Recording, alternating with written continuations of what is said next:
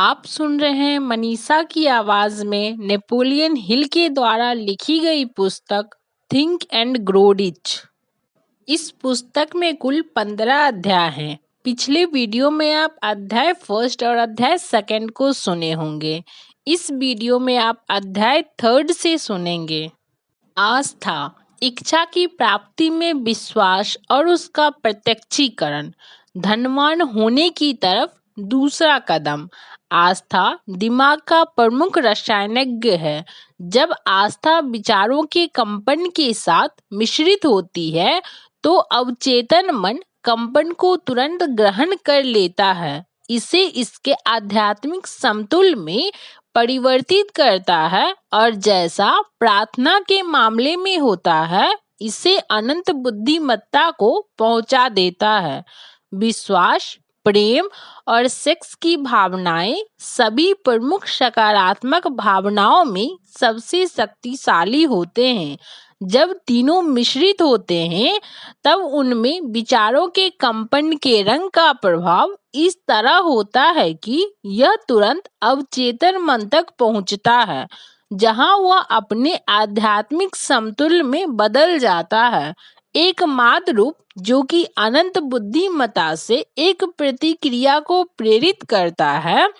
प्रेम और विश्वास मानसिक होते हैं, मनुष्य के आध्यात्मिक पक्ष से संबंधित होते हैं। सेक्स विशुद्ध रूप से जैविक है और केवल शारीरिक से संबंधित है। इन तीनों भावनाओं के मिश्रण या सम्मिश्रण का परिमित आदमी के विचारशील मन और अनंत बुद्धि के बीच एक सीधी संचार रेखा खोलने पर प्रभाव पड़ता है। विश्वास कैसे विकसित करें? यहाँ अब एक बयान आता है जो इच्छा के अपने भौतिक या मौलिक समतुल में रूपांतरण में मान लिए गए स्वतः सुझाव के सिद्धांत के महत्व की ओर एक बेहतर समझ देगा। अर्थात आस्था दिमाग की एक अवस्था है जिसे स्वतः सुझाव के सिद्धांत के माध्यम से अवचेतन मन को निश्चितात्मक कथन या बारंबार निर्देशों द्वारा प्रेरित या निर्मित किया जा सकता है। एक उदाहरण के रूप में उस उद्देश्य पर विचार कीजिए, शायद जिसके लिए आप इस किताब को पढ़ रहे हैं। स्वाभाविक रूप से वह उद्देश्य एवं इच्छा के अमूर्त विचार आवेग को इसके भौतिक समकक्ष पैसे में परिणत करने की क्षमता हासिल करना है। स्वतः सुझाव पर अध्याय में सारांशित रूप में स्वतः सुझाव और अवचेतन मन पर केंद्रित अध्यायों में रखे गए निर्देशों का पालन करके आप अवचेतन मन को सहमत कर सकते हैं कि आप विश्वास करते हैं कि आपको वह प्राप्त होगा जिसकी आप मांग करेंगे, और यह उस विश्वास पर कार्रवाई करेगा जिसे आपका अवचेतन मन आपको, जो आपकी इच्छा है, उसे प्राप्त करने की निश्चित योजना द्वारा अनुसरित विश्वास के रूप में वापस लौटाएगा। उस विधि का वर्णन करना जिसके द्वारा, जहां पहले से ही विश्वास मौजूद नहीं है, एक व्यक्ति इसे विकसित करता है, बेहद कठिन है। वास्तव में यह लगभग उतना ही कठिन है जितना एक अंधे आदमी के लिए लाल रंग का वर्णन करना कठिन होगा, जिसने कभी कोई रंग नहीं देखा है और कुछ भी ऐसा नहीं है जिसके साथ तुलना करके आप उसे वर्णित कर सकें। आस्था दिमाग की एक अवस्था है जिसे आप 13 सिद्धांतों में महारत हासिल करने के बाद इच्छा पर विकसित कर सकते हैं, क्योंकि यह दिमाग की एक ऐसी अवस्था है जो इन सिद्धांतों को लागू करने और प्रयोग करने के माध्यम से स्वेच्छा से विकसित होती है। अपने अवचेतन मन को आदेशों की अभिपुष्टि की पुनरावृत्ति आस्था विश्वास की भावना के स्वैच्छिक विकास का एकमात्र ज्ञात तरीका है। शायद निम्नलिखित विवरण के माध्यम से अर्थ को स्पष्ट किया जा सकता है। जिस तरीके से लोग कभी कभी अपराधी बन जाते हैं।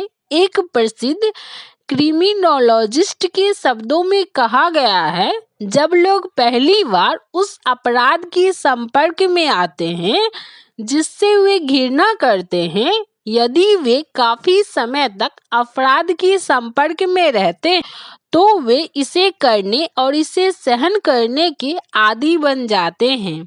यदि वे और काफी लंबे समय तक इसके संपर्क में बने रहते हैं तब वे अंतिम रूप से इसे गले लगा लेते हैं और इससे प्रभावित हो जाते हैं। यह उस कथन के बराबर है कि विचारों का कोई भी आवेग जो बार बार अवचेतन मन में डाला जाता हो, अंत में स्वीकार कर लिया जाता है और अवचेतन मन द्वारा इस पर काम किया जाता है, जो उस आवेग को उपलब्ध सबसे अधिक व्यवहारिक प्रक्रिया द्वारा उसे भौतिक समतुल में परिवर्तित कर देता है। इसके संबंध में बयान पर फिर विचार कीजिए। सभी विचार जो भावुकता पूर्ण बना दिए गए हों, दी गई भावना और आस्था के साथ मिश्रित किए गए हैं, तत्काल अपने आप को अपने भौतिक समतुल्य में परिवर्तित करना शुरू कर देते हैं। विचारों के अंश, भावनाएं या अनुभूति वे कारक हैं जो विचारों को जीवन शक्ति, जीवन और कार्रवाई देते हैं। आस्था, प्रेम और सेक्स की भावनाओं को जब किसी विचारों की आवेग के साथ मिश्रित किया जाता है तो इन भावनाओं में से अकेले कोई भी जो कर सकता है उसकी तुलना में यह अधिक कारगर होता है। केवल विचारों का आवेग ही नहीं जो आस्था के साथ मिलाया गया हो, बल्कि जो किन्हीं भी सकारात्मक भावनाओं या नकारात्मक भावनाओं के साथ मिलाया गया हो, अवचेतन मन तक पहुंच सकता है और उसे प्रभावित कर सकता है। इस बयान से आप समझ जाएंगे कि अवचेतन मन एक नकारात्मक या विनाशकारी प्रकृति के एक विचार आवेग को भी इसके भौतिक समतुल में बस उसी तरह परिवर्तित करेगा जितनी आसानी से यह एक सकारात्मक या रचनात्मक स्वभाव के विचार आवेगों पर कार्रवाई करेगा।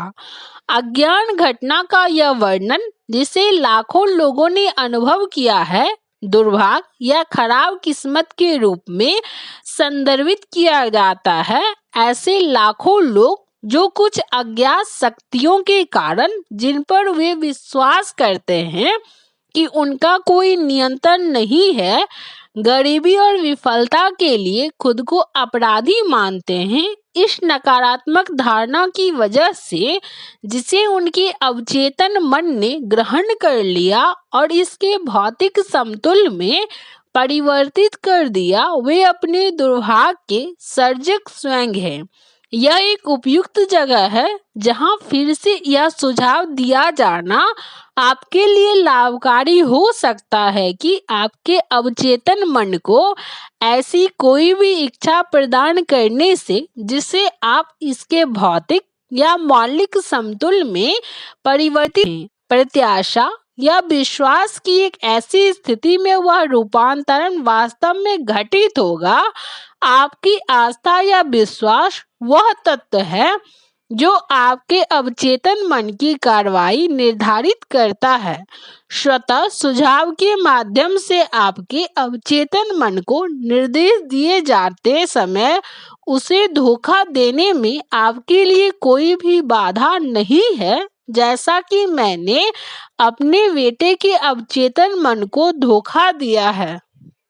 इस छल को अधिक यथार्थवादी बनाने के लिए जब आप अपने अवचेतन मन का आह्वान करते हैं तब खुद बस उसी तरह आचरण करें जैसा आप तब करते अगर वह सामग्री जिसकी आप मांग कर रहे हो पहले से ही आपके पास होती। अवचेतन मन किसी भी आदेश जो कि आस्था या विश्वास की स्थिति में इसे दिया जाता है, जिसे क्रियान्वित किया जाएगा, उपलब्ध सबसे सीधे और व्यवहारिक माध्यम द्वारा इसके भौतिक समतुल्य में परिवर्तित करेगा। निश्चित रूप से एक प्रारंभिक बिंदु देने के लिए पर्याप्त कह दिया गया है, जिसमें एक व्यक्ति प्रयोग और अभ्यास के माध्यम से अवचेतन मन को दिए गए किसी आदेश के साथ आस्था का मिश्रण करने की क्षमता हासिल कर सकता है। यह पूर्णतः अभ्यास के माध्यम से आएगी, महज निर्देशों को पढ़ने से नहीं आ सकती। यदि यह सच है कि अपराध के साथ रहने से एक व्यक्ति अपराधी बन सकता है और यह एक ज्ञात तथ्य है, तो यह भी उतना ही सच है कि एक व्यक्ति जिसके पास आस्था है, जिसके अवचेतन मन को स्वेच्छा से सुझाव देकर आस्था का विकास कर सकता है। दिमाग अंत में प्रभावों की प्रकृति ग्रहण करने पर आता है, जो इस पर प्रभुत्व जमा लेता है। इस सच्चाई को समझे तो आपको पता चल जाएगा कि सकारात्मक भावनाओं को आपके मन पर प्रभावी शक्तियों के रूप में प्रोत्साहित करना और नकारात्मक भावनाओं को हतोत्साहित और समाप्त करना आपके लिए क्यों आवश्यक है। सकारात्मक भावनाओं के वर्चस्व से युक्त एक दिमाग आस्था के रूप में जानी जाती मन की स्थिति के अनुकूल निवास बन जाता है। इच्छा पर पर्याप्त प्रभुत्व स्थापित दिमाग अवचेतन मन को निर्देश देता है, जो इसे स्वीकार करेगा और इस पर तुरंत कार्रवाई करेगा। आस्था दिमाग की एक अवस्था है जो स्वतः सुझाव के सिद्धांत के माध्यम से प्रेरित की जा सकती है। सभी युगों में धर्मनिष्ठ लोगों ने मानवता के लिए संघर्ष कर इसमें और अन्य सिद्धांतों या पंथ में विश्वास करने के लिए चेताया है, लेकिन वे लोगों को यह बताने में नाकाम रहे हैं कि विश्वास कैसे विकसित करें। उन्होंने यह नहीं कहा कि आस्था दिमाग की एक अवस्था है जो स्वतः सुझाव के सिद्धांत के माध्यम से प्रेरित की जा सकती है। उस भाषा में जिसे कोई भी सम्मान इंसान समझ सकता है, हम उस सब का वर्णन करेंगे जिसे सिद्धांत के बारे में जाना जाता है, जिसके माध्यम से वहाँ विश्वास विकसित किया जा सकता है जहाँ यह पहले से ही मौजूद नहीं है। अपने पर विश्वास रखो, अंत में आस्था रखो। हम शुरू करें इससे पहले आपको फिर से याद दिलाया जाना चाहिए कि आस्था अनंत अमृत है जो विचारों के आवेग को जीवन शक्ति और क्रियाशीलता प्रदान करता है। पूर्वगामी वाक्य एक दूसरी, तीसरी और चौथी बार पढ़ने लायक है। यह जोर से पढ़ने लायक है। आस्था सभी धन संचय का प्रारंभिक बिंदु है। आस्था सभी चमत्कारों और सभी रहस्यों का आधार है, जिसे विज्ञान के नियमों से विश्लेषित नहीं किया जा सकता है। आस्था विफलता का एकमात्र ज्ञात इलाज है। आस्था वह रासायनिक तत्व है जो प्रार्थना के साथ मिश्रित होकर अनंत बुद्धि के साथ एक सीधा संचार स्थापित कर देता है। आस्था वह तत्व है जो मनुष्य के परिमित मस्तिष्क द्वारा निर्मित विचारों को साधारण कंपन के आध्यात्मिक समतुल्य में बदल देता है। आस्था ही एकमात्र माध्यम है जिसके द्वारा अनंत प्रज्ञा की ब्रह्मांडीय शक्ति मनुष्य द्वारा साध्यबद्ध और इस्तेमाल की जा सकती है। उपरोक्त बयान का हर कोई प्रमाण देने में सक्षम है। प्रमाण सरल है और आसानी से प्रदर्शित किए जा सकते हैं। इसे स्वतः सुझाव के सिद्धांत में लपेटा जाता है। इसलिए चलिए हम अपना ध्यान आत्म सुझाव के विषय पर केंद्रित करते हैं और ज्ञात करते हैं कि यह क्या है और यह क्या प्राप्त करने में सक्षम है। यह एक सर्वविदित तथ्य है कि एक व्यक्ति जो अपने आत्म को बार बार दोहराता है, चाहे वह बयान सत्य हो या झूठ, अंत में वह व्यक्ति उस पर विश्वास करने लगता है। यदि एक आदमी एक झूठ को बार बार दोहराता है तो वह अंत में झूठ को सत्य के रूप में स्वीकार कर लेगा। इसके अलावा वह इसके सच होने का विश्वास करेगा। हर आदमी वह जो भी है उस प्रभुत्वशाली विचार की वजह से है जिसे वह अपने दिमाग को बस में करने की अनुमति देता है। वह विचार जिसे एक आदमी जानबूझकर अपने मन में रखता है और सहानुभूति के साथ प्रोत्साहित करता है और जिसके साथ वह किसी एक या एक से अधिक भावनाओं को मिश्रित करता है, प्रेरक शक्तियों का गठन करता है जो उसकी हर गतिविधि, कार्यवाही और कर्म को निर्देशित और नियंत्रित करता है। अब सच का एक बहुत ही महत्वपूर्ण बयान आता है। वे विचार जिनको अनुभूतियों की भावनाओं के साथ मिलाया जाता है एक चुंबकीय बल का गठन करते हैं जो ईथर के कंपन से अन्य सामान्य या संबंधित विचारों को आकर्षित करता है। इस प्रकार भावना के साथ चुंबककृत एक विचार की एक बीज से तुलना की जा सकती है जो जब उपजाऊ मिट्टी में बोया जाता है, अंकुरित होता है, बढ़ता है और फिर बारंबार अपनी वंश वृद्धि करता है जब तक कि जो मूल रूप से एक छोटा सा बीज था एक ही किस्म के अनगिनत लाखों बीज बन जाते हैं। ईथर कंपन की अनंत शक्तियों का एक महान ब्रह्मांडीय निर्माण है। यह विनाशकारी और रचनात्मक कंपनों दोनों से बना है। यह हर समय भय, गरीबी, बीमारी, असफलता, दुख की तरंगों और समृद्धि, स्वास्थ्य, सफलता और खुशी के तरंगों को वहन करता है। निश्चित रूप से उसी तरह जैसे रेडियो के माध्यम से संगीत के सैकड़ों वाद्य यंत्रों की आवाज और सैकड़ों मानवों की ध्वनियां प्रसारित होती है जिनमें से सभी अपने स्वयं के व्यक्तित्व और पहचान के माध्यम को बनाए रखती है। ईथर के महान संग्रह से मानव मस्तिष्क तरंगों को लगातार आकर्षित कर रहा है जो उसके साथ घुल मिल जाता है, जो मनुष्य के मस्तिष्क पर प्रभावी हो जाता है। कोई भी सोच, विचार, योजना या उद्देश्य जो एक व्यक्ति अपने मन में रखता है ईथर की तरंगों से अपने संबंधित मेजबानों को आकर्षित करते हैं। इन संबंधितों को अपनी स्वयं की शक्तियों में जोड़ते हैं और जब तक यह उस व्यक्ति जिसके मन में यह रखा जा चुका है उसका प्रभावी प्रेरक स्वामी हो जाता है तब तक इसमें वृद्धि करता है। अब हम शुरुआती बिंदु पर वापस चलते हैं और एक विचार, योजना या उद्देश्य के मूल बीज दिमाग में कैसे रोपे जाते हैं उसके रूप में सूचित हो जाते हैं। यह जानकारी आसानी से अवगत करा दी गई है। कोई भी विचार, योजना या उद्देश्य सोच की पुनरावृत्ति के माध्यम से दिमाग में रोपा जा सकता है। यही कारण है कि आपको अपने प्रमुख उद्देश्य या सुनिश्चित मुख्य उद्देश्य का एक बयान लिखने, इसे याद करने और इसे श्रव्य शब्दों में दिन प्रतिदिन दोहराने के लिए कहा जाता है जब तक कि ध्वनि की ये तरंगे आपके अवचेतन मन पर न पहुंच जाए। हम जो हैं वह विचारों की उन तरंगों के कारण हैं जो हम अपने दैनिक पर्यावरण की उत्तेजनाओं के माध्यम से उन्हें पंजीकृत कर सकते हैं।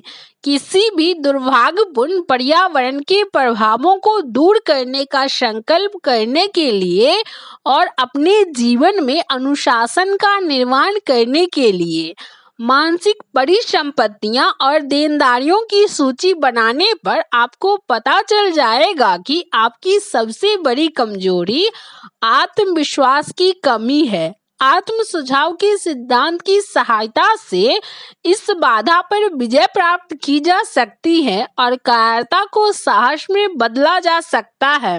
इस सिद्धांत का आवेदन लिखित रूप में कहे गए, याद किए गए और उनके आपके मन के अवचेतन संकाय के उपकरण का एक हिस्सा बन जाने तक दोहराए गए सकारात्मक सोच के आवेगों की एक सरल व्यवस्था के माध्यम से किया जा सकता है। आत्मविश्वास का सूत्र पहला, मुझे पता है कि मेरे पास जीवन में अपने निश्चित उद्देश्य का लक्ष्य प्राप्त करने की क्षमता है, इसलिए मैं इसकी प्राप्ति की ओर निरंतर कार्रवाई की अपने आप से लगातार मांग करता हूँ और मैं यहाँ और अब तक इस तरह की कार्रवाई के लिए प्रस्तुत होने का वादा करता हूँ। दूसरा, मुझे एहसास है कि मेरे मस्तिष्क में प्रभावी विचार अपने आप को अंततः बाहर की ओर भौतिक क्रिया में पुनः प्रस्तुत करेंगे और धीरे धीरे खुद को भौतिक वास्तविकता में बदल देंगे। इसलिए मैं अपने विचारों को दैनिक रूप से 30 मिनट के लिए जैसा बनने का इरादा रखता हूँ, ऐसे एक व्यक्ति के बारे में सोचने का कार्य करने पर केंद्रित करूंगा जिससे मेरे मन में उस व्यक्ति का एक स्पष्ट मानसिक चित्र बन जाए। तीसरा, मैं जानता हूँ आत्म सुझाव के सिद्धांत के माध्यम से कोई भी इच्छा जो कि मैं लगातार अपने मन में रखता हूँ, अंत में इसके पीछे की वस्तु प्राप्त करने के कुछ व्यवहारिक साधनों के माध्यम से अभिव्यक्ति की तलाश करेगी। इसलिए मैं दैनिक 10 मिनट अपने आप से आत्मविश्वास की विकास को मांग करने को समर्पित करूंगा। चौथा, मैंने जीवन में अपने निश्चित प्रमुख लक्ष्य का वर्णन स्पष्ट रूप से लिखा है और मैं इसकी प्राप्ति के लिए पर्याप्त आत्मविश्वास विकसित हो जाने तक प्रयास करना कभी बंद नहीं करूंगा। पांचवा, मैं पूरी तरह से महसूस करता हूँ कि कोई धन या स्थिति को जब तक सत्य और न्याय पर निर्मित नहीं किया जाता है, लंबे समय तक नहीं टिक सकती है। इसलिए मैं ऐसे किसी लेन देन में शामिल नहीं होऊंगा जो उन्हें लाभान्वित नहीं करता, जिन्हें यह प्रभावित करता है। मैं उन शक्तियों को जिनका मैं उपयोग करना चाहता हूँ और अन्य लोगों का सहयोग अपनी तरफ आकर्षित करने के द्वारा कामयाब होऊंगा। मैं दूसरों की सेवा करने की इच्छा की वजह से अपनी सेवा के लिए दूसरों को प्रेरित करूंगा। मैं पूरी मानवता के लिए प्रेम के विकास के द्वारा घृणा, ईर्ष्या, जलन, स्वार्थ और कुटिलता समाप्त करूंगा, क्योंकि मुझे पता है कि दूसरों के प्रति नकारात्मक रवैया मुझे काफी सफल नहीं होने दे सकता। मैं दूसरों को स्वयं में विश्वास करने के लिए प्रेरित करूंगा, क्योंकि मैं उन पर और अपने आप में विश्वास करूंगा।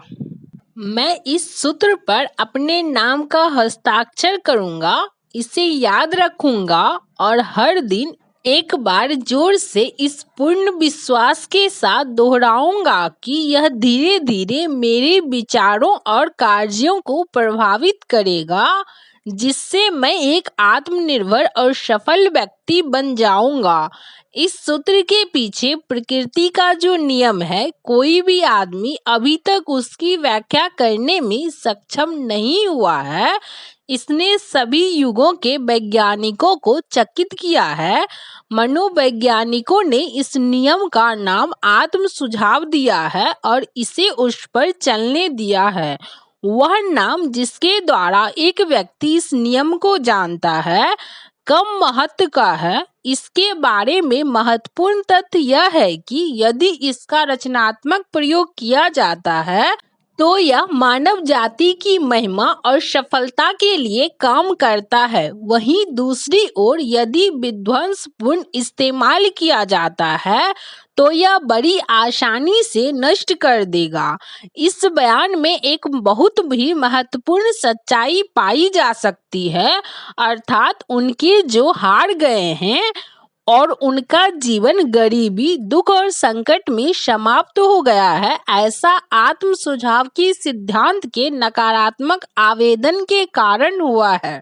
इसका कारण इस तथ्य में पाया जा सकता है कि विचार के सभी आवेगों की खुद को अपने भौतिक समतुल्य में बदलने की प्रवृत्ति होती है। अवचेतन मन वह रासायनिक प्रयोगशाला जिसमें सभी विचार आवेगों को संयुक्त किया और भौतिक वास्तविकता में बदलने के लिए तैयार किया जाता है। रचनात्मक और विनाशकारी विचार आवेगों के बीच कोई अंतर नहीं करता है। यह हमारे विचार आवेगों के माध्यम से उस सामग्री के साथ काम करता है जो हम इसे खिलाते हैं। अवचेतन मन वैसे संचालित एक विचार को हकीकत में बदल देगा उतने ही सरलता से जितनी सरलता से साहस या विश्वास के द्वारा संचालित एक विचार को यह हकीकत में बदल देगा। चिकित्सा इतिहास के पृष्ठ सांकेतिक आत्महत्या के मामलों में उदाहरणों से संपन्न है। एक आदमी नकारात्मक सुझाव के माध्यम से उतने ही प्रभावी रूप से आत्महत्या कर सकता है जितना किसी अन्य माध्यम से। एक मध्य पश्चिमी शहर में एक जोसेफ ग्रांट नाम के व्यक्ति एक बैंक अधिकारी ने निर्देशकों की सहमति के बिना बैंक के पैसे की एक बड़ी राशि उधार ली। उसने जुए के माध्यम से पैसा खो दिया। एक दोपहर बैंक परीक्षक आए और खातों की जांच करना शुरू किया। ग्रांट ने बैंक छोड़ दिया, एक स्थानीय होटल में एक कमरा ले लिया और जब 3 दिन बाद उन्होंने उसे खोज लिया, वह बिस्तर में पड़ा था, रोते और कहराते हुए बार बार इन शब्दों को दोहरा रहा था, हे भगवान, यह मुझे मार डालेगा, मैं यह अपमान बर्दाश्त नहीं कर सकता। थोड़े समय में वह मर गया।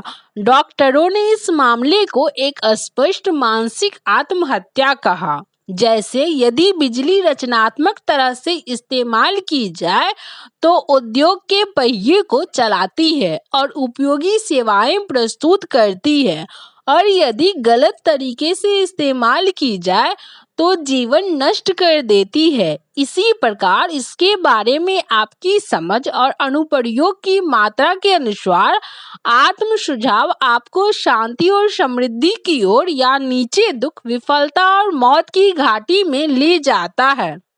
यदि आप अपने दिमाग को भय, शक और अनंत बुद्धि की शक्ति के साथ जोड़ने और उसका उपयोग करने की अपनी योग्यता में अविश्वास से भर देते हैं, तो आत्म सुझाव का यह नियम इस अविश्वास की भावना को ग्रहण कर लेगा और एक पैटर्न के रूप में इसका प्रयोग करेगा, जिसके द्वारा आपका अवचेतन मन इसे भौतिक समतुल्य में बदल देगा। यह कथन उतना ही सच है जितना 2 और 2 4 का कथन है। हवा की तरह जो एक जहाज को पूर्व में और अन्य को पश्चिम में ले जाती है, आत्म सुझाव के नियम आपको ऊपर उठा देंगे या नीचे खींच लेंगे, आपके विचार की पाल को लगाने के तरीके के अनुसार। आत्म सुझाव के नियम जिसके माध्यम से कोई भी व्यक्ति उपलब्धियों की ऊंचाई तक उठ सकता है, जो कल्पना को विचलित कर सकता है,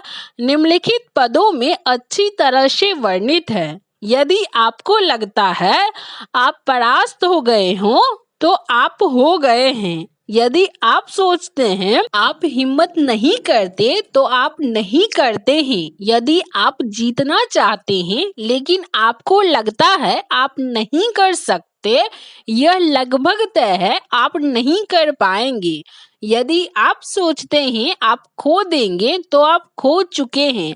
दुनिया से बाहर के लिए हम खोजे सफलता एक शादी की इच्छा के साथ शुरू होती है। यह सब मन की स्थिति होती है। यदि आप सोचते हैं आप बेहतर हैं तो आप हैं। उत्थान के लिए आपको ऊंचा सोचना होगा। आपको स्वयं के बारे में पहले यकीन करना होगा, फिर आप कभी भी एक पुरस्कार जीत सकते हैं। जीवन की लड़ाई हमेशा ज्यादा मजबूत या ज्यादा तेज आदमी के पास नहीं जाती, लेकिन जल्द ही या देर से आदमी जो जीतता है वह होता है जो सोचता है कि वह कर सकता है।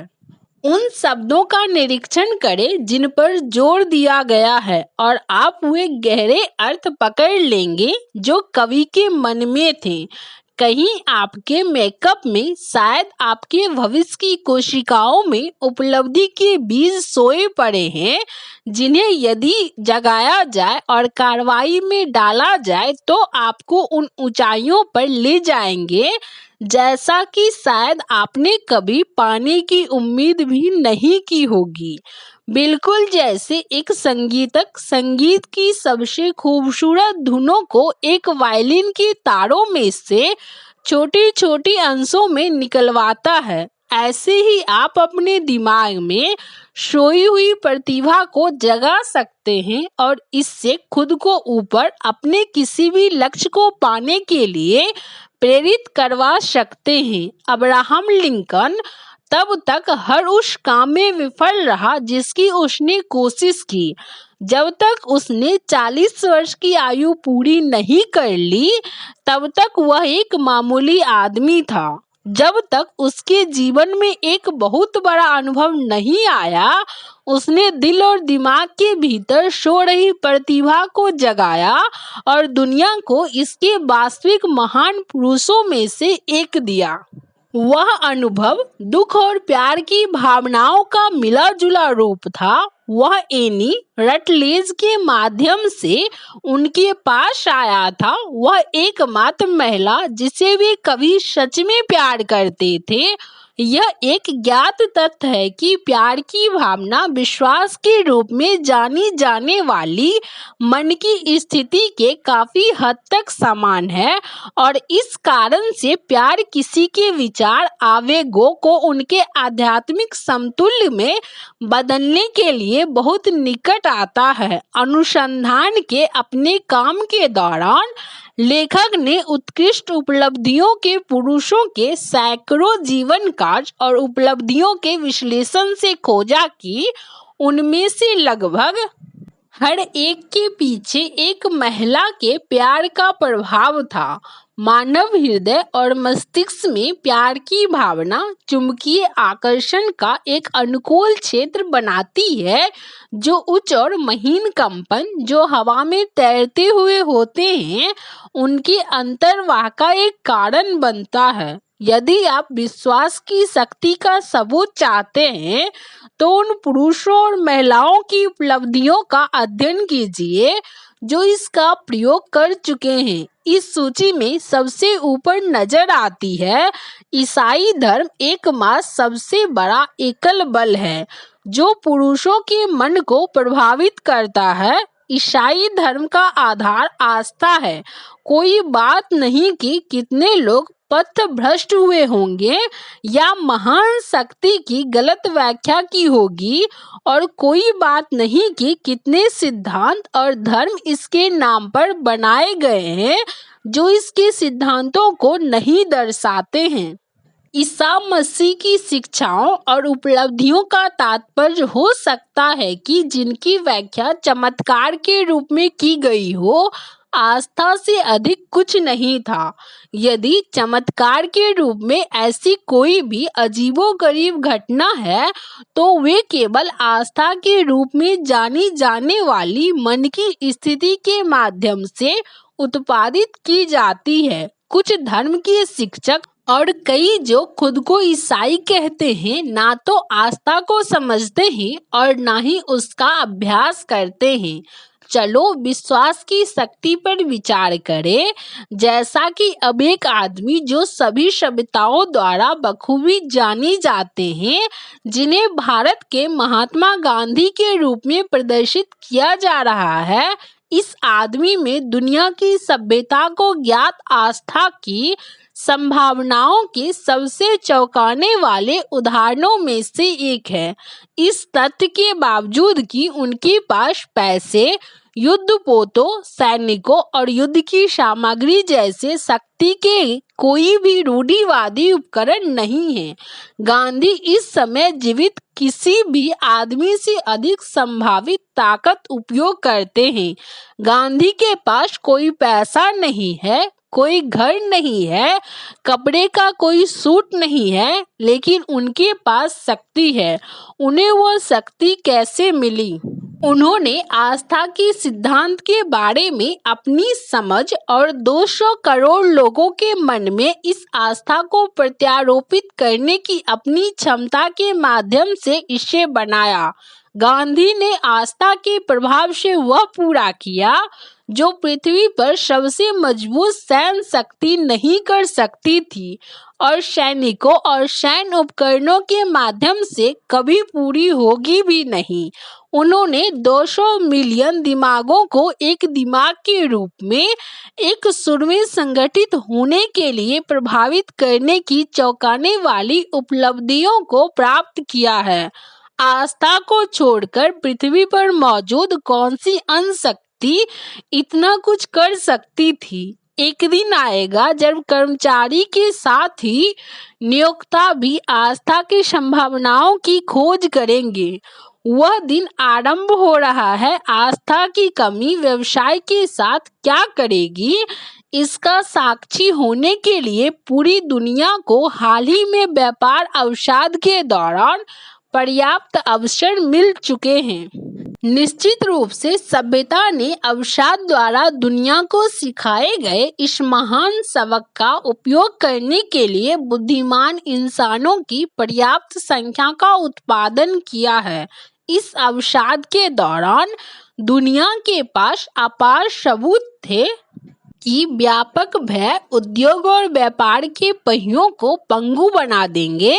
इस अनुभव से व्यापार और उद्योग में नेता उठेंगे, गांधी की दुनिया के लिए निर्धारित किए गए उदाहरणों से लाभ उठाएंगे और वे व्यवसाय में वही रणनीति प्रयोग करेंगे जो उन्होंने दुनिया के इतिहास में जाने गए महानतम समर्थकों को बनाने में प्रयोग की।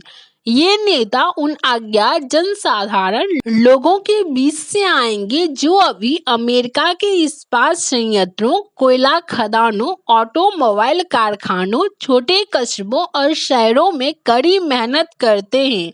व्यापार में एक सुधार बाकी है, इस बारे में कोई गलती मत करना। बल और भय के आर्थिक संयोजन पर आधारित अतीत के तरीकों की जगह विश्वास और सहयोग के बेहतर सिद्धांत स्थान ग्रहण करेंगे। व्यक्ति जो कड़ी मेहनत करते हैं, अधिक दैनिक मजदूरी प्राप्त करेंगे, वे व्यापार से उन्हीं लोगों की तरह लाभांश प्राप्त करेंगे जो व्यापार के लिए पूंजी की आपूर्ति करते हैं। लेकिन पहले उन्हें अपने नियोक्ताओं को अधिक देना चाहिए और जनता को बिगड़ कर बल द्वारा इस कला और सौदेबाजी को बंद करना चाहिए। उन्हें लाभांश के अधिकार को अर्जित करना चाहिए।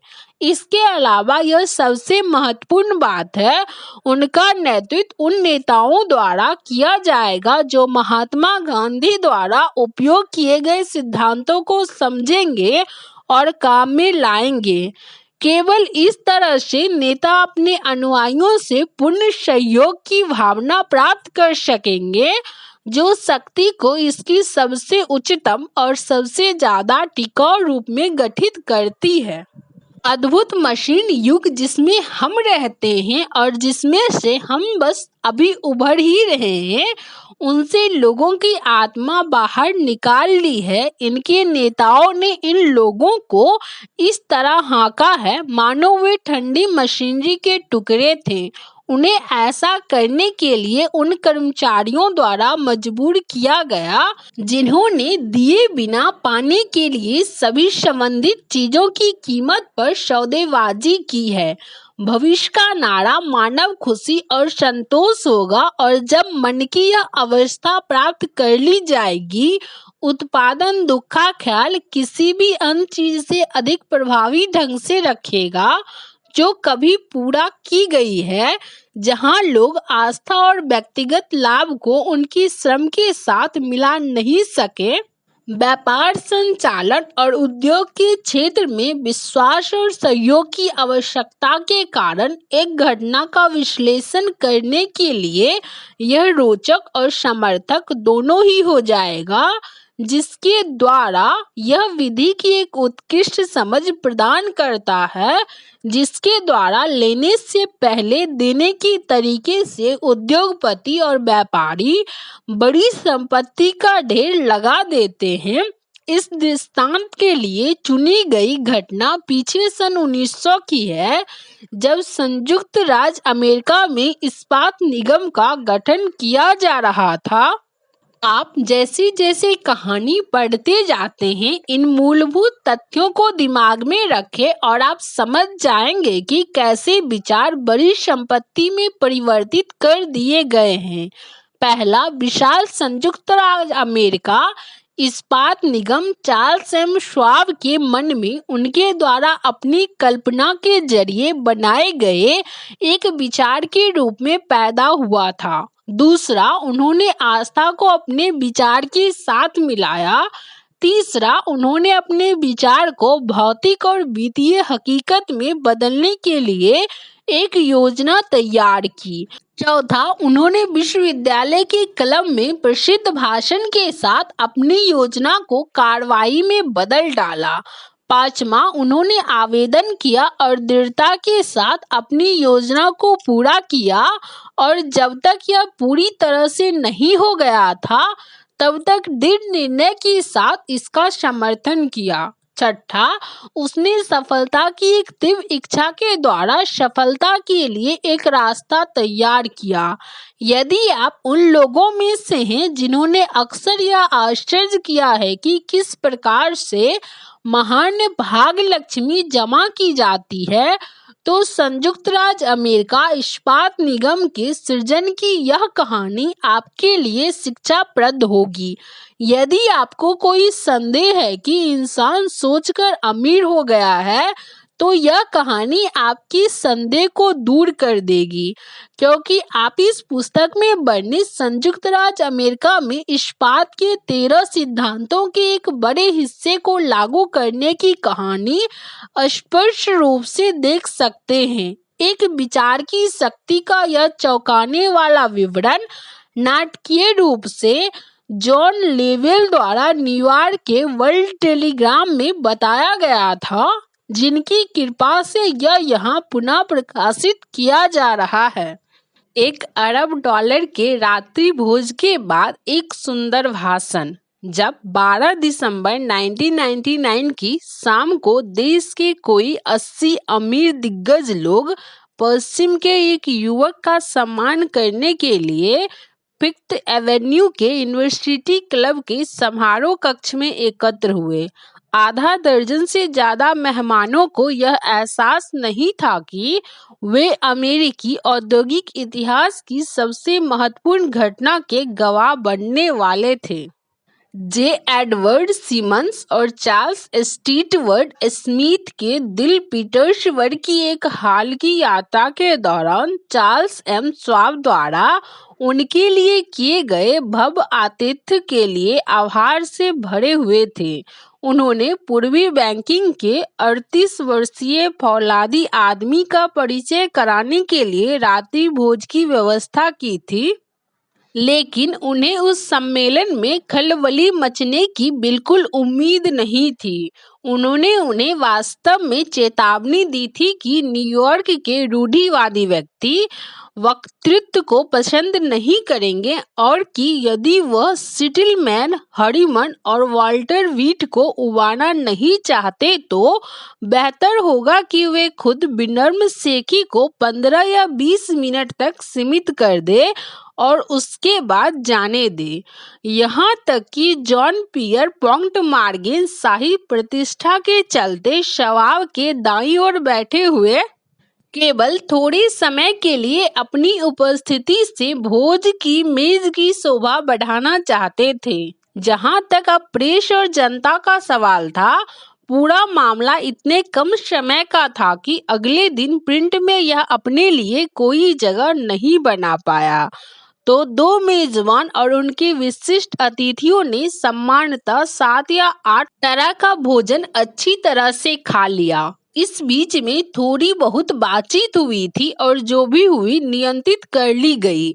कुछ एक बैंकरों और दलालों ने स्वाब से मुलाकात की थी जिनका कैरियर मोनोगाहाले के किनारे पर लिखा था और कोई भी उसे अच्छी तरह नहीं जानता था। लेकिन शाम समाप्त होने से पहले वे और उनके साथ मनी मास्टर का दिल चुराया जाना था और $1 अरब के बेबी संयुक्त राज्य अमेरिका इस्पात निगम की कल्पना की जानी थी। इतिहास की खातिर यह शायद दुर्भाग्यपूर्ण है कि शायद रात के खाने पर चार्ली श्वाब के भाषण का कोई रिकॉर्ड कभी नहीं बनाया गया। उन्होंने शिकागो के बैंकरों की एक ऐसी ही बैठक के दौरान बाद की एक तारीख पर इसके कुछ भागों को दोहराया। फिर बाद में भी जब सरकार स्टील ट्रस्ट को भंग करने के लिए निवेदन लाई तो उन्होंने गवाह स्टैंड से प्रतिक्रिया का अपना खुद का वृत्तांत दिया, जिसने वित्तीय गतिविधियों के एक उन्माद से मॉर्गन को उत्तेजित कर दिया। संभावित है कि यह कुछ चुटकुलों से भरा है और वाक्पटुता में पिरोया और व्याकरणिक श्वाब ने भाषा की बारीकी की परवाह कभी नहीं की थी। एक घरेलू भाषण था, लेकिन इसके अलावा इसमें भोजन करने वालों द्वारा प्रस्तुत $5 बिलियन की अनुमानित पूंजी पर एक बिजली उत्पन्न करने वाली शक्ति और प्रभाव था। इसके समाप्त होने के बाद भी सभा अभी भी इसके जादू से मंत्रमुग्ध थी। हालांकि श्वाब ने 90 मिनट तक बात की थी। मॉर्गन वक्ता को आले के समान खिड़की के पास ले गया, जहां ऊंची असहज सीट से अपने पैरों को नीचे लटकाकर उन्होंने 1 घंटे और बात की। श्वाब के व्यक्तित्व का जादू पूरी शक्ति के साथ चालू हो गया था, लेकिन इससे भी अधिक महत्वपूर्ण और अस्थायी व पूर्ण और अस्पष्ट कार्यक्रम था जो स्टील की उन्नति के लिए निर्धारित था। कई अन्य लोगों ने बिस्कुट, तार और घेरा, चीनी, रबर, विस्की, तेल के या च्युइंगम संयोजन के पैटर्न के बाद एक स्टील के ट्रस्ट के लिए मॉर्गन की रुचि जगाने की कोशिश की। जॉन डब्ल्यू गेट्स नाम के जुआरी ने यह आग्रह किया था, लेकिन मॉर्गन ने उस पर विश्वास नहीं किया। शिकागो के मेयर जॉवर्विल मूल और जिम मूर, जो एक साथ एक मैच ट्रस्ट और क्रैकर कॉरपोरेशन बना चुके थे, उन्होंने भी यह आग्रह किया और विफल रहे। दिखावती देहाती वकील एल्बर्ट एच गैरी ने इसे बढ़ावा देना चाहता था, लेकिन वह इतना बड़ा नहीं था कि प्रभावशाली हो सके। जब तक स्वार्ट्ज की वाक्पटुता जेपी मॉर्गन को उन ऊंचाइयों पर नहीं ले गई जिससे वह अब तक के सबसे साहसी वित्तीय उपक्रम के ठोस परिणामों की कल्पना कर सकता था, परियोजना को पैसा कमाने के आसान बेसुध सपने के रूप में देखा गया। वित्तीय चुंबकत्व, जो एक पीढ़ी पहले हजारों छोटी और कभी-कभी अपर्याप्त रूप से प्रबंधित कंपनियों को बड़ी और प्रतियोगिता को कुचलने वाले संयोजन में आकर्षित करने के लिए शुरू हुआ था, वह हंसमुख व्यापार पायरेट जॉन डब्ल्यू गेट्स के उपकरणों के माध्यम से स्टील की दुनिया में संचालक शक्ति बन गया था। गेट्स पहले से ही छोटी फर्मों की एक श्रृंखला से अमेरिकी स्टील एंड वायर कंपनी का गठन कर चुका था और मॉर्गन के साथ फेडरल स्टील कंपनी बनाई थी। नेशनल ट्यूब और अमेरिकी ब्रिज कंपनियां मॉर्गन की 2 और फर्में थी और मूर ब्रदर्स ने अमेरिकन समूह tin plate, steel hoop, sheet steel and national steel company बनाने के लिए मैच और कुकी व्यवसाय को त्याग दिया था। लेकिन एंड्रयू कार्नेगी के विशाल ट्रस्ट के करीब एक ट्रस्ट जिसके 53 भागीदार और संचालक हैं, वे अन्य संयोजन बेकार थे। वे अपनी दिल की बातों से गठबंधन कर सकते थे, लेकिन उनका पूरा वर्ग भी कार्नेगी संगठन में एक खरोच भी नहीं मार सकता था और मॉर्गन यह जानता था। सनकी बूढ़ा स्टॉकलैंड का निवासी भी यह जानता था। मॉर्गन की छोटी कंपनियों के उसके कारोबार में कटौती करने के प्रयास को स्कबो किले की शानदार ऊंचाइयों से पहले मनोरंजन से और उसके बाद नाराजगी से उसने देखा था। जब प्रयास बहुत उद्दंड हो गए तो कार्नेगी की नाराजगी क्रोध और प्रतिरोध में बदल गई। उन्होंने अपने प्रतिद्वंदियों की स्वामित्व वाली हर चक्की की नकल करने का फैसला किया। अब तक उसने तार, पाइप, हुक्स या चादर में रुचि नहीं ली थी।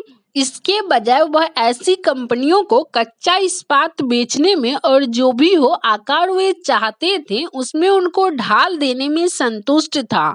अब अपने प्रमुख और सक्षम लेफ्टिनेंट के रूप में स्वाब के साथ उसने अपने दुश्मनों को दीवार की तरफ धकेलने की योजना बनाई। तो यह बात थी जो चार्ल्स एम स्वाब के भाषण में मॉर्गन ने अपनी संयोजन की समस्या का जवाब देखा था। उनमें से कार्नेगी दिग्गज कंपनी के बिना कोई भी ट्रस्ट होगा ही नहीं। जैसा कि एक लेखक ने कहा था कि बेर का कोई व्यंजन जिसमें बेर ही ना हो।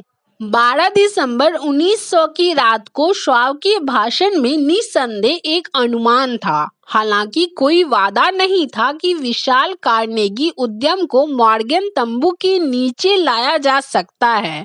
उसने इस बात की कार्य क्षमता के लिए पुनर्गठन विशेषज्ञता की और सफल मिलों को निकाल देने के और फलती फूलती संपत्तियों पर प्रयास की एकाग्रता के अयस्क ट्रैफिक में अर्थव्यवस्थाओं के बंधे खर्चों और प्रशासनिक विभागों में अर्थव्यवस्थाओं के विदेशी बाजार पर कब्जा करने के दुनिया के भविष्य की बात की।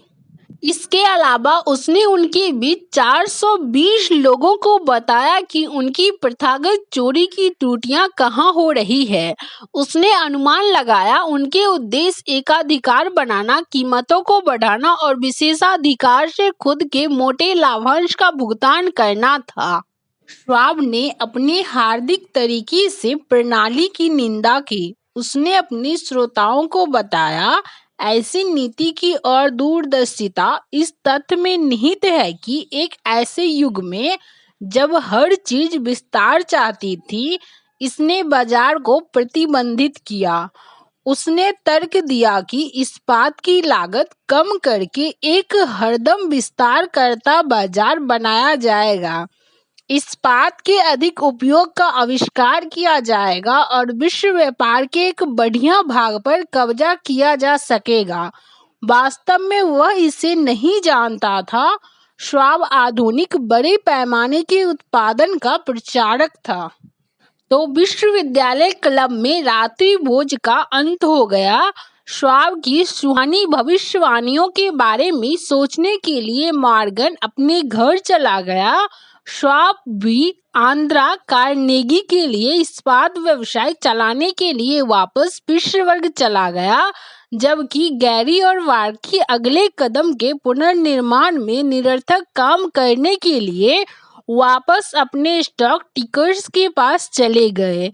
इसमें लंबा समय नहीं लगा था। श्वाब ने कारणों की जो दावत सामने रखी थी उसे पचाने में मॉर्गन को लगभग 1 सप्ताह का समय लगा। जब वह खुद को यह आश्वासन दे चुका था कि इसके परिणाम में कोई भी वित्तीय अपच नहीं होने वाला है, उसने श्वाब को बुला भेजा और उस युवक को बहुत लचीला पाया। श्वाब ने इशारा किया कि श्रीमान कार्नेगी शायद इसको पसंद नहीं करेंगे। यदि उन्होंने पाया कि उनका विश्वस्त कंपनी का अध्यक्ष वॉल स्ट्रीट के सम्राट के साथ इश्कबाजी कर रहा है, वह स्ट्रीट जिस पर कभी न चलने का कार्नेगी ने निश्चय किया था। तब जॉन डब्ल्यू गेटर्स ने इस बीच का सुझाव दिया था कि श्वाब अगर फिलाडेल्फिया में वेल्लेविए होटल जा सकते हैं तो जेपी मॉर्गन भी वहां मिल सकते हैं। हालांकि जब श्वाब पहुंचे तो मॉर्गन न्यूयॉर्क में अपने घर पर बेढंगेपन से बीमार पड़े थे और इसलिए बड़े आदमी के दबावपूर्ण नियंत्रण पर श्वाब न्यूयॉर्क चले गए और खुद को फाइनेंसर की लाइब्रेरी के द्वार पर प्रस्तुत किया। अब कुछ आर्थिक इतिहासकारों ने विश्वास जाहिर किया कि नाटक के शुरू से अंत तक मंच एंड्रयू कार्नेगी द्वारा स्थापित किया गया था।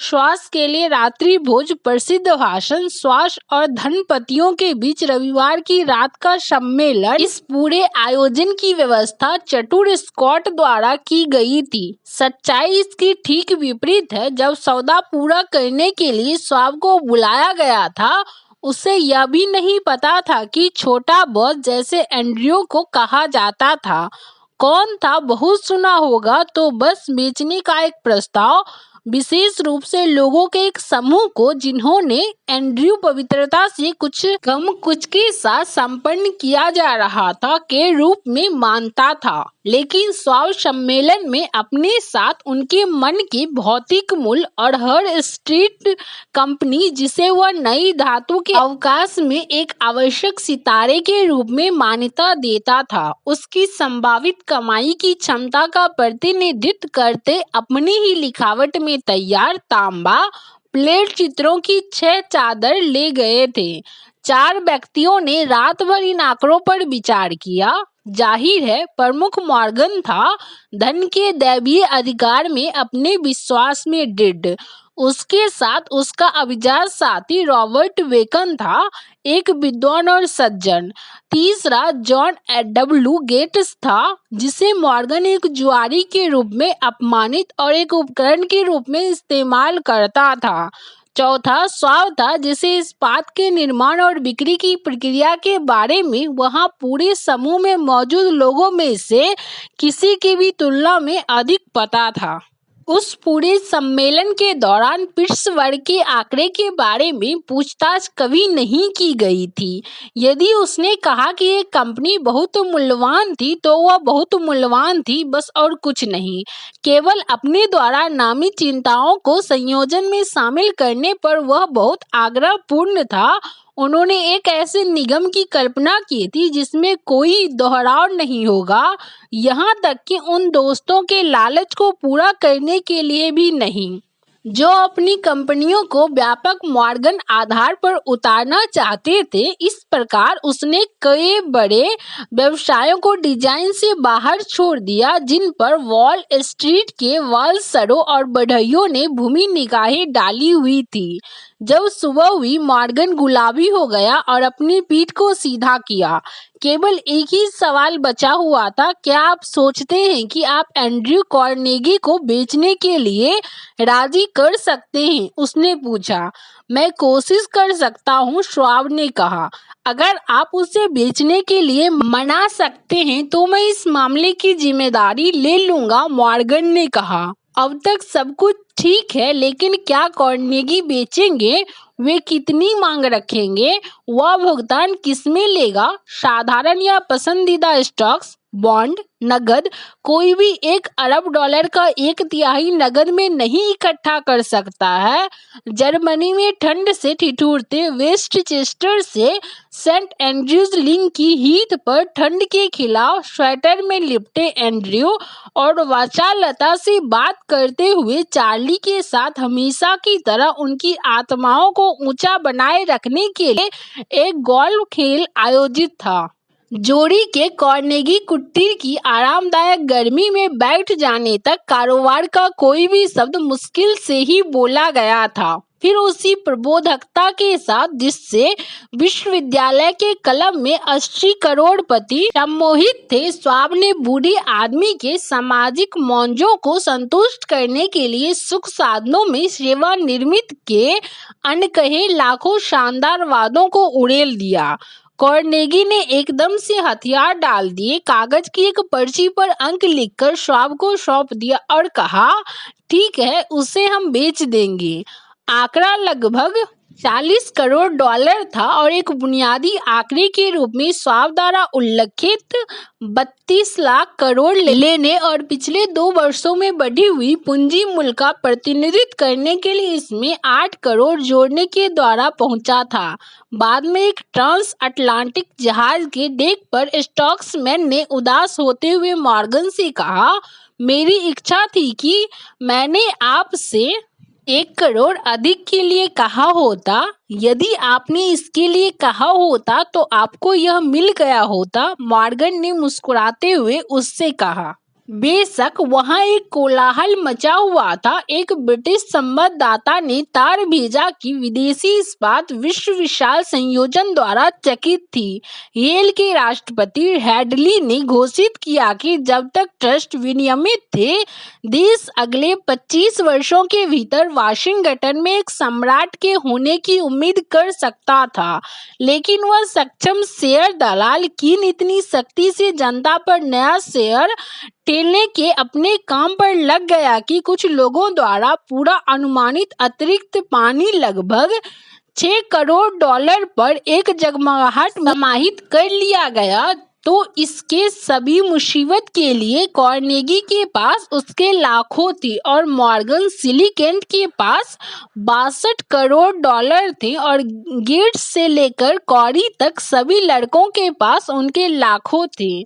38 वर्षीय श्वाब को इसका इनाम प्राप्त हुआ था। उन्हें नए निगम का अध्यक्ष बनाया गया और यह 1930 तक उसके नियंत्रण में बना रहा।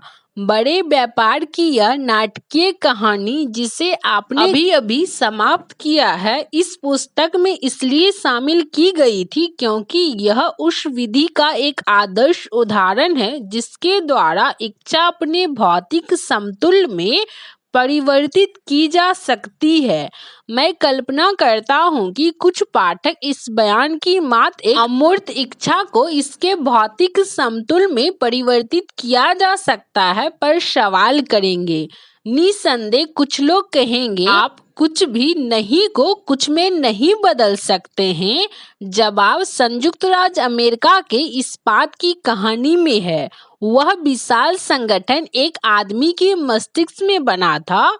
वह योजना जिसके द्वारा संगठन को इस्पात मिले प्रदान की गई, जिसने इसे वित्तीय स्थिरता दी, उसी आदमी के दिमाग में बनी थी। उसकी आस्था उसकी इच्छा है, उसकी कल्पना उसका हठ वास्तविक तत्व थे जो कि संयुक्त राज्य अमेरिका के इस्पात में चला गया। इसके कानूनी अस्तित्व में लाए जाने के बाद निगम द्वारा अधिकृत कर ली गई इस्पात मिलें और यांत्रिक उपकरण प्रासंगिक थे, लेकिन सावधानी पूर्वक किए गए विश्लेषण से इस तथ्य का खुलासा होगा कि निगम द्वारा अधिगृहित संपत्तियों के आकलित मूल्य में एक अनुमान के अनुसार $600 मिलियन की मात्र लेन देन से वृद्धि हुई, जिसने एक प्रबंधन के तहत उन्हें मजबूती दी। दूसरे शब्दों में, चार्ल्स एम श्वाब के विचार और आस्था, जिसके साथ उन्होंने जेपी मॉर्गन और दूसरे के मन तक इसे पहुंचाया, और उसका लगभग $6 करोड़ के लाभ के लिए विपणन किया गया था। एक अकेले विचार के लिए यह एक तुच्छ राशि नहीं है। कुछ लोगों को क्या हुआ जिन्होंने इस लेन देन से बने लाभ के करोड़ों डॉलर के अपने हिस्से को प्राप्त कर लिया। यह एक ऐसा मामला है जिसके साथ हम अब संबंध नहीं है।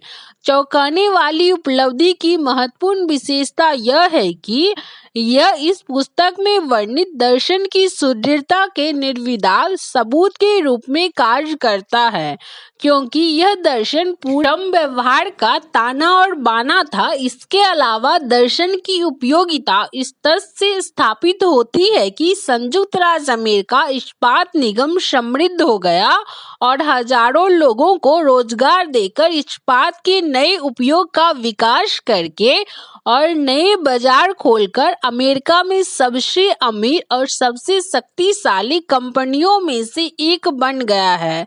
इस प्रकार साबित करता है कि $6 करोड़ लाभ में है जो स्वास्थ्य की अवधारणा ने अर्जित किया था। संपत्ति सोच के रूप में शुरू होती है। मात्रा केवल उस एक व्यक्ति के द्वारा ही सीमित होती है जिसके मन में सोच प्रस्तावित होती है। आस्था सीमाओं को हटा देती है। यह याद रखिए कि जब आप किसी भी चीज के लिए जीवन के साथ सौदा करने के लिए तैयार हों, आप इस रास्ते से गुजरने की अपनी कीमत पूछिए। यह भी याद रखिए कि जिस आदमी ने संयुक्त राज्य अमेरिका इस्पात निगम बनाया, वह एक समय पर व्यवहारिक रूप से अज्ञात था। अपने प्रसिद्ध विचार को जन्म देने तक वह केवल एंड्रयू कार्नेगी का सेवक था। उसके बाद वह जल्दी ही सत्ता, शोहरत और धन के एक पद तक पहुंच गया। मन की कोई सीमा नहीं होती है, सिवाय उनके जिन्हें हम स्वीकार करते हैं। गरीबी और धन दोनों सोच की संतानें हैं। चौथा अध्याय है आत्म सुझाव। प्रभावित करने के माध्यम अवचेतन मन, धनवान होने की तरफ तीसरा कदम। आत्म सुझाव एक शब्द है जो सभी सुझावों और सभी स्वप्रशासित प्रेरणाओं पर लागू होता है जो 5 इंद्रियों के माध्यम से किसी के दिमाग तक पहुंचती है। एक अन्य तरीकों से कहा गया है, स्वतः सुझाव आत्म सुझाव है। यह संचार की एक एजेंसी है, मन के उस हिस्से के बीच जहां चेतना में सोच उत्पन्न होती है और जो अवचेतन मन के लिए कार्रवाई के आधार के रूप में कार्य करती है। प्रभुत्वशाली विचारों के माध्यम से जिसे एक व्यक्ति चेतन मन में रहने की अनुमति देता है, ये विचार नकारात्मक हैं या सकारात्मक, यह सारहीन बात है। आत्म सुझाव का सिद्धांत स्वेच्छा से अवचेतन मन तक पहुंचता है और इन विचारों के साथ इसे प्रभावित करता है। कोई भी सोच, चाहे वो नकारात्मक हो या सकारात्मक, स्वतः सुझाव के सिद्धांत की सहायता के बिना अवचेतन मन में प्रवेश नहीं कर सकती। अंतरिक्ष से प्राप्त की गई सोच इसका अपवाद है। अलग ढंग से कहे तो सभी संवेदन छापे जो 5 इंद्रियों के माध्यम से ग्रहण की जाती है, चिंतनशील चेतन मस्तिष्क द्वारा रोक ली जाती है और इच्छानुसार या तो अवचेतन मन को स्थानांतरित किया या अस्वीकार कर दिया जाता है। चेतन शंका इसलिए अवचेतन में पहुंच के लिए एक बाहरी सुरक्षा गार्ड के रूप में कार्य करता है।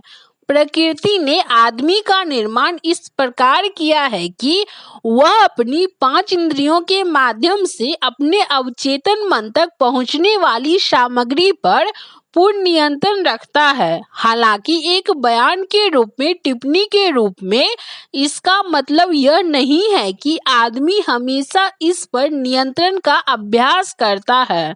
अधिकांश उदाहरणों में वह इसका प्रयोग नहीं करता है, जो बताता है कि क्या करना है कि इतने सारे लोग गरीबी में जीवन गुजारते हैं। याद कीजिए, एक उपजाऊ बगीचे जैसी तुलना में अवचेतन मन के बारे में क्या कहा गया है, जिसमें यदि अधिक वांछनीय फसलों के बीज वहां नहीं बोए जाते हैं तो खरपतवार बहुतायत में विकसित हो जाएंगे।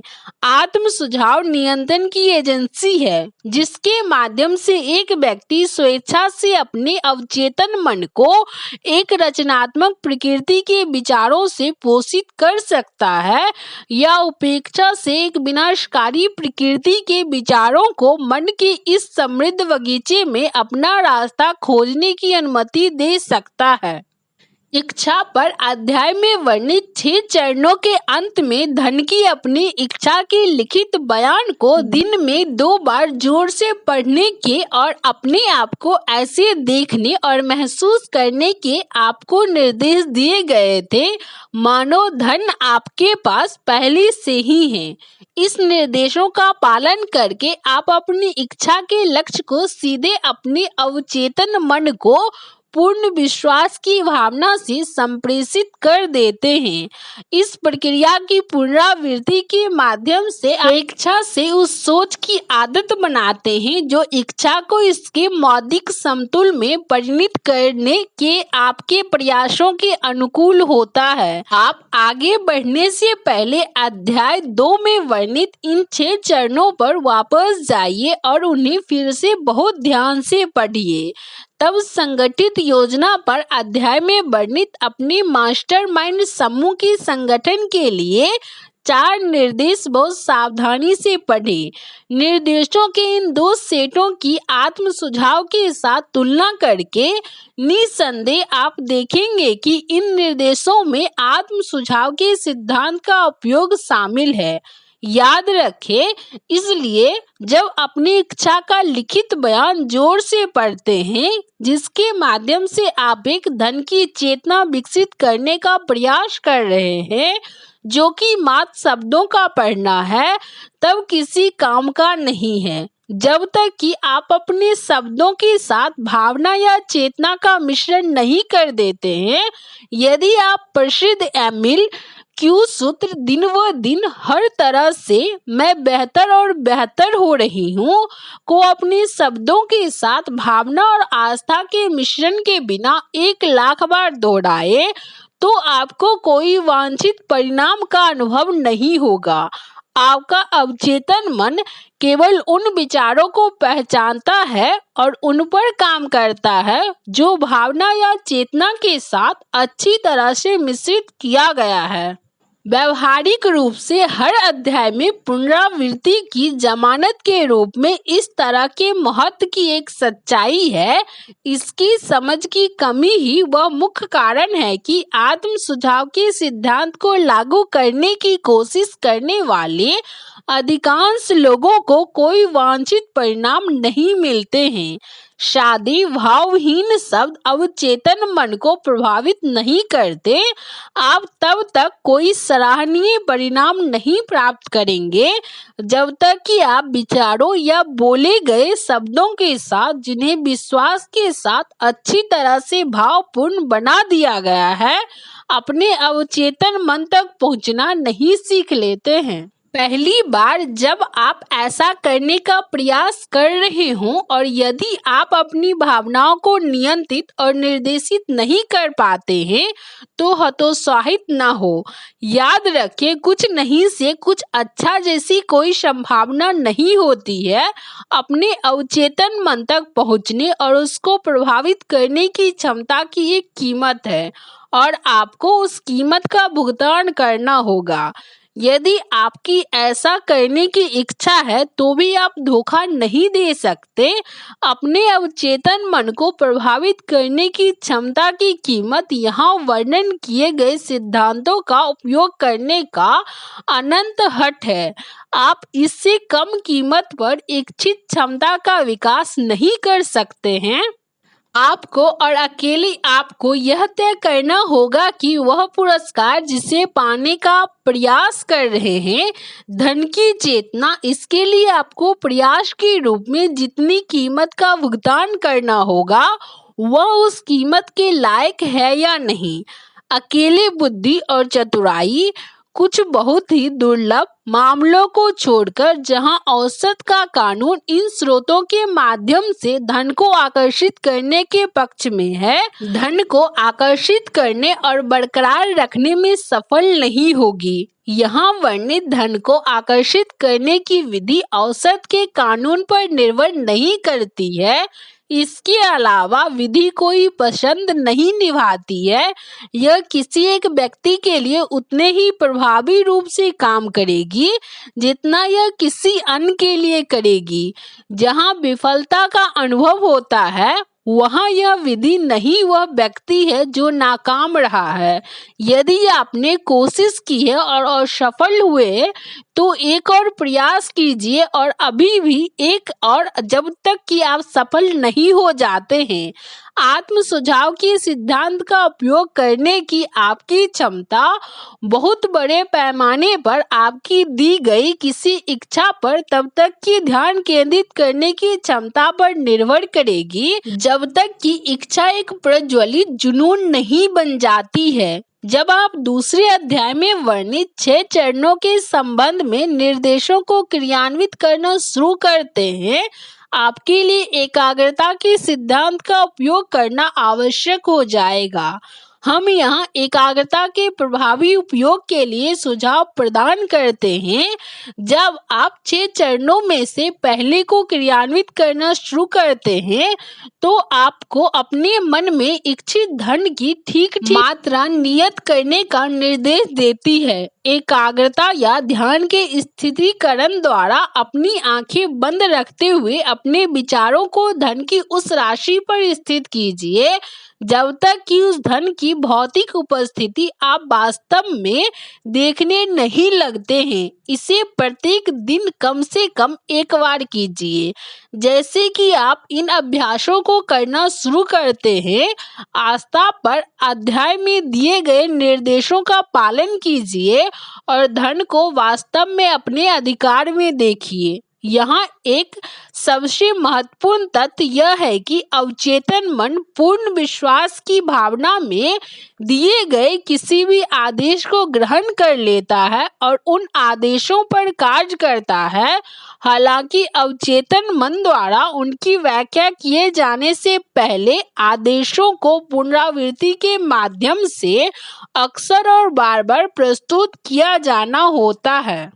पूर्ववर्ती बयान के बाद इस पर विश्वास करने के द्वारा अपने अवचेतन मन पर एक पूरी तरह से वैध चाल खेलने की संभावना पर विचार कीजिए, क्योंकि आप इस पर विश्वास करते हैं कि आप जितने पैसे की राशि देखते हैं उसे आपके पास होना चाहिए कि यह धन आपके दावे का इंतजार कर रहा है कि जो धन आपका है उसे प्राप्त करने के लिए अवचेतन मन द्वारा आपको व्यवहारिक योजनाएं सौंपना जरूरी है। पिछले अनुच्छेद में सुझाए गए विचारों को अपनी कल्पना को हस्तांतरित कीजिए और देखिए कि आपकी कल्पना आपकी इच्छा के रूपांतरण के माध्यम से धन के संचय के लिए व्यवहारिक योजनाएं बनाने के लिए क्या कर सकती है या क्या करेगी।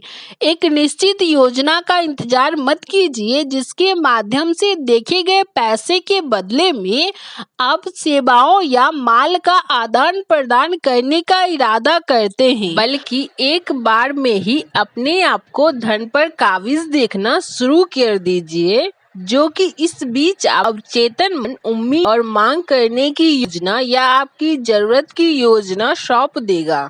इन योजनाओं के लिए सतर्क रहें और जब वे दिखाई देते हैं तो उन्हें तुरंत कार्रवाई में डाल दीजिए। जब योजनाएं दिखाई देती है वे शायद छठवीं इंद्री के माध्यम से एक प्रेरणा के रूप में आपके मन में कौंध जाएगी। इस प्रेरणा को अनंत बुद्धि से एक सीधा टेलीग्राम या संदेश माना जा सकता है। इससे सम्मान के साथ व्यवहार कीजिए और जैसे ही आप इसे प्राप्त कर रहे हैं इस पर काम करना शुरू कर दीजिए। यह करने में विफलता आपकी सफलता के लिए घातक होगा। 6 चरणों में से चौथे चरण में अपनी इच्छा क्रियान्वित करने की एक निश्चित योजना बनाइए और इस योजना को कार्रवाई में डाल देने के लिए एक बार में ही शुरू कर दें। आपको इस निर्देश का पालन पिछले अनुच्छेद में वर्णित तरीके से करना चाहिए। इच्छा के रूपांतरण के माध्यम से धन जमा करने की अपनी योजना बनाते समय अपने कारण पर विश्वास मत कीजिए। आपका कारण दोषपूर्ण है। इसके अलावा आपका तर्क शंकाएं आलसी हो सकता है और यदि आप अपनी सेवा करने के लिए इस पर पूरी तरह से निर्भर हैं तो यह आपको निराश कर सकता है। जब आप जमा करने का इरादा किया गया धन देख रहे हैं बंद आंखों के साथ, तब अपने आप को वह सेवा प्रदान करते हुए या माल पहुंचाते हुए देखिए। आप इस पैसे के बदले में जो देना चाहते हैं यह महत्वपूर्ण है। निर्देशों का सारांश। यह तथ्य कि जब आप इस किताब को पढ़ रहे हैं तो यह एक संकेत है कि आप ईमानदारी से ज्ञान की तलाश कर रहे हैं। यह भी एक संकेत है कि आप इस विषय के एक छात्र हैं। यदि आप केवल एक छात्र हैं तो यह एक मौका है कि आप उतना ही ज्यादा सीख सकते हैं जितना आप नहीं जानते हैं, लेकिन आप केवल विनम्रता का रवैया अपनाकर ही सीख सकेंगे। यदि आप कुछ निर्देशों का उपेक्षा से पालन या दूसरे का पालन करने से इनकार करना चुनते हैं तो आप असफल हो जाएंगे। संतोषजनक परिणाम प्राप्त करने के लिए आपको सभी निर्देशों का विश्वास की भावना से पालन करना चाहिए। 6 चरणों के संबंध में दूसरे अध्याय में दिए गए निर्देशों को अब निम्नलिखित के अनुसार संक्षेप में और इस अध्याय द्वारा आवृत सिद्धांतों के साथ मिश्रण किया जाएगा। पहला, किसी ऐसी शांत जगह में जाइए जहां आपको परेशान या बाधित नहीं किया जाएगा। अपनी आंखें बंद कीजिए और जमा करने का इरादा किए हुए धन की राशि, संचय के लिए अपनी समय सीमा और इस धन के बदले में देने के लिए इरादा किए गए सेवा या माल के एक विवरण के अपने लिखित बयान को जोर से दोहराइए, इतनी जोर से कि आप अपने खुद के शब्दों को सुन सके। जब आप इन निर्देशों को लागू करें, अपने आप को पहले से ही पैसे पर आधिपत्य बनाए हुए देखिए। उदाहरण के लिए मान लीजिए कि अब आप से 5 साल बाद 1 जनवरी तक $50,000 जमा करने का इरादा करते हैं। पैसे के बदले में आपका एक विक्रेता के रूप में व्यक्तिगत सेवाएं देने का इरादा है। आपके उद्देश्य का आपका लिखित बयान निम्नलिखित के समान होना चाहिए। जनवरी 19 की पहली तारीख है। $50,000 मेरे अधिकार में होगा, जो मेरे पास अंतरिम समय के दौरान समय समय पर विभिन्न मात्रा में आएगा। इस पैसे के बदले में उस सेवा या माल का वर्णन कीजिए आप जो बेचने का इरादा करते हैं कि विक्रेता की क्षमता में पूरी संभव मात्रा और सेवा के सबसे अच्छी संभव गुणवत्ता का प्रतिपादन करते हुए मैं वह सबसे कुशल सेवा दूंगा जिसमें मैं सक्षम हूँ। मैं विश्वास करता हूँ कि मैं यह पैसा अपने अधिकार में कर लूंगा। मेरा विश्वास इतना मजबूत है कि मैं इस पैसे को अब अपनी आंखों के सामने देख सकता हूँ। मैं इसे अपने हाथों से छू सकता हूँ। अब यह उस समय का और मैं इसके लिए बदले में जो प्रस्तुत करना चाहता हूँ वह सेवा देने के अनुपात में मेरे पास हस्तांतरण का इंतजार कर रहा है। मैं एक योजना का इंतजार कर रहा हूँ जिसके द्वारा इस धन को जमा करना है और जब यह मुझे प्राप्त होगी मैं उस योजना का पालन करूंगी। दूसरा, वह धन जिसे आप जमा करने का इरादा रखते हैं, जब तक आप उसे अपनी कल्पना में नहीं देख सकते हैं, आप रात और सुबह इस कार्यक्रम को दोहराइए। तीसरा, अपने बयान की एक लिखित प्रतिलिपि एक ऐसे स्थान पर रखें जहां आप रात और सुबह में यह याद हो जाने तक आराम करने जाने से पहले और जागने पर इसे देख और पढ़ सकते हैं। याद रखें, जैसे ही आप इन निर्देशों को क्रियान्वित करते हैं, आप अपने अवचेतन मन को आदेश देने के प्रयोजन के लिए आत्म सुझाव के सिद्धांत लागू कर रहे होते हैं। यह भी याद रखिए कि आपका अवचेतन मन केवल ऐसे निर्देश पर कार्य करेगा जो भावनात्मक है और इसी संवेदना के साथ हस्तांतरित किया गया होता है। आस्था मजबूत और भावनाओं का सबसे अधिक उत्पादक है। आस्था अध्याय में दिए गए निर्देशों का पालन करें। ये निर्देश पहली बार में अमूर्त लग सकते हैं, इसे अपने आप को परेशान मत करने दीजिए। निर्देशों का पालन करें बिना यह परवाह किए कि पहली बार में वे कितने अमूर्त या अव्यवहारिक प्रतीत हो सकते हैं। यदि आप भावना के साथ ही कार्य में आपको दिए गए निर्देश के अनुसार कार्य करते हैं तो वह समय भी जल्द ही आ जाएगा जब शक्ति का एक पूरा नया ब्रह्मांड आपके सामने प्रकट होगा। सभी नए विचारों के संबंध में अविश्वास सभी मनुष्य की विशेषता है, परंतु यदि आप उल्लेखित निर्देशों का पालन करते हैं तो आपका संदेह जल्दी विश्वास में बदल जाएगा और बदले में यह जल्दी पूर्ण आस्था में सघन हो जाएगा। तब आप उस बिंदु पर पहुंच जाएंगे जहां आप वास्तव में कह सकेंगे कि मैं अपने भाग का मालिक हूं और मैं अपनी आत्मा का कप्तान हूँ। कई दार्शनिकों ने बयान दिया है कि आदमी अपने सांसारिक भाग का मालिक होता है, लेकिन उनमें से ज्यादातर यह बताने में विफल रहे हैं कि वह मालिक क्यों है। यह कारण कि आदमी अपनी सांसारिक स्थिति और विशेष रूप से वित्तीय स्थिति का मालिक हो सकता है, यह इस अध्याय में अच्छी तरह से विस्तार से बताया गया है। मनुष्य खुद का और अपने पर्यावरण का मालिक बन सकता है क्योंकि उसके पास अपने अवचेतन मन को प्रभावित करने की शक्ति है और इसके माध्यम से अनंत प्रज्ञा का सहयोग हासिल है। अब आप वह अध्याय पढ़ रहे हैं जो इस दर्शन के प्रधान सिद्धांत का प्रतिनिधित्व करता है। इस अध्याय में निहित निर्देशों को समझा और दृढ़ता के साथ लागू किया जाना चाहिए। यदि आप इच्छा को धन में परिवर्तित करने में सफल होते हैं, इच्छा के धन में परिवर्तन के वास्तविक प्रदर्शन में आत्म सुझाव का एक एजेंसी के रूप में इस्तेमाल शामिल है, जिसके द्वारा व्यक्ति अवचेतन मन तक पहुंच सकता है और उसे प्रभावित कर सकता है। सिद्धांत बस एक उपकरण है जिनके द्वारा आत्म सुझाव लागू किया जाता है। यह विचार मन में रखें और आप हमेशा इस पुस्तक में वर्णित तरीकों के माध्यम से धन जमा करने के अपने प्रयासों में खेलने के लिए आत्म सुझाव के सिद्धांत के महत्वपूर्ण हिस्से के प्रति जागरूक रहें। इन निर्देशों का इस रूप में पालन कीजिए मानो आप एक छोटे बच्चे हो। अपने प्रयासों में एक बच्चे की आस्था जैसी कोई चीज मिलाइए। सहायक होने की अपनी ईमानदार इच्छा के कारण लेखक यह ध्यान देने में बहुत अधिक सावधान रहा है कि इसमें कोई भी अव्यवहारिक निर्देश शामिल ना हो। पूरी किताब पढ़ने के बाद आप इस अध्याय पर वापस आइए और आत्मा और कार्रवाई में इस निर्देश का पालन कीजिए। हर रात एक बार पूरे अध्याय को जोर से पढ़िए जब तक कि आप पूरी तरह से आश्वस्त न हो जाए कि आत्म सुझाव के सिद्धांत वह ध्वनि है जो इसके लिए किए गए सभी दावों को आपके लिए पूरी करेगी। आप जैसे जैसे पढ़े हर उस वाक्य जो आपको अनुकूलता पूर्वक प्रभावित करता है एक पेंसिल से रेखांकित करते जाएं।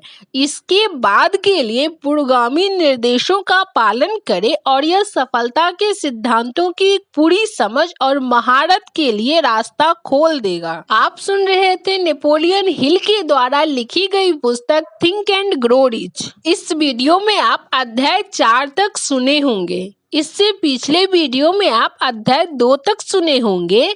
अगले वीडियो में आप अध्याय 5 से सुनेंगे। यदि आपको कोई और बुक का ऑडियो बुक सुनना हो तो आप कमेंट बॉक्स में कमेंट करें। वीडियो पसंद आए तो लाइक, शेयर एंड सब्सक्राइब करें।